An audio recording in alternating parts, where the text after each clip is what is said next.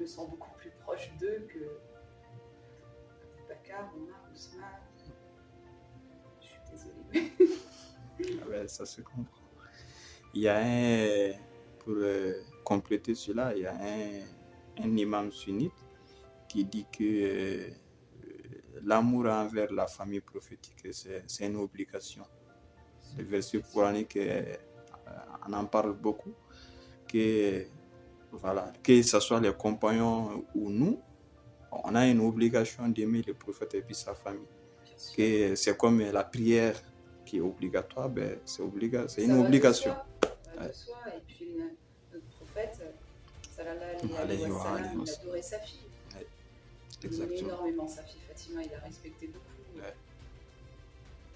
Et il faut lire les hadiths aussi, parce que pareil, je ne connaissais pas du tout les hadiths des chiites, les hadiths de Fatima. On entend toujours les hadiths d'Aïcha, de Bakar. Et il faut lire les hadiths des chiites,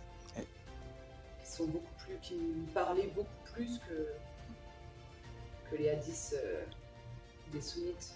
Oui. Masha'Allah.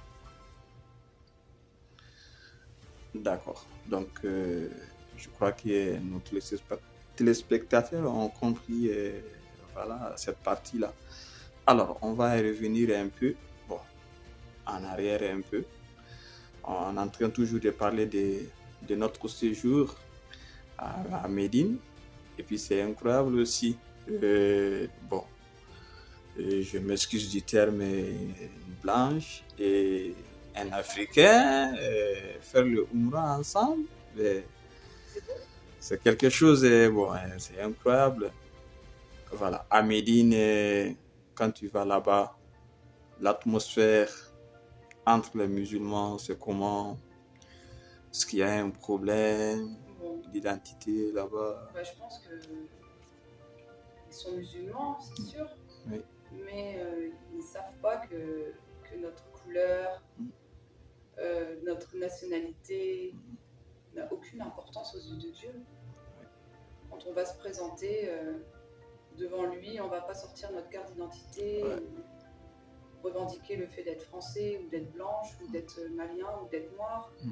La seule chose qui compte pour Dieu, c'est ce qu'on a dans le cœur et nos intentions. Exact.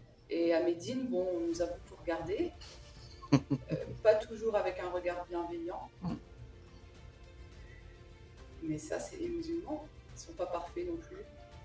Quelque chose à corriger. Beaucoup de choses à corriger. C'est pour ça qu'on dit qu'il vaut mieux connaître l'islam avant les musulmans. Mais si on connaît les musulmans, notre islam notre religion est dure. Notre foi est dure. Et j'ai trouvé ça merveilleux quand même de voir toutes ces nationalités, toutes ces couleurs. Mais après, je suis une femme. Et pourtant, notre prophète bien-aimé, sallallahu alayhi wa sallam, était le plus grand des féministes et le plus grand défenseur des femmes. Mais il ne respecte quand même pas trop la femme. Déjà, on n'a pas le droit d'aller au cimetière, on n'a pas le droit d'aller saluer notre prophète, sallallahu alayhi wa sallam. C'est quand même des choses assez choquantes. C'est-à-dire qu'il ne devrait pas exister en islam. Notre prophète nous a tout montré, que ce soit pour les femmes, c'est grâce à lui qu'on a eu des droits. Mais l'homme est têtu et orgueilleux. Pas tous.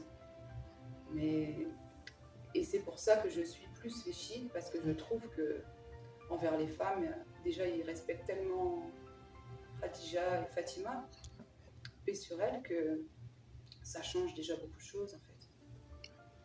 Ça change tout en fait. Ils n'ont pas honte de prier une femme, ils n'ont pas honte d'aimer une femme. La femme, elle est très très importante. Sans la femme, il n'y a pas d'homme. Exactement. Tout. Exactement. D'accord.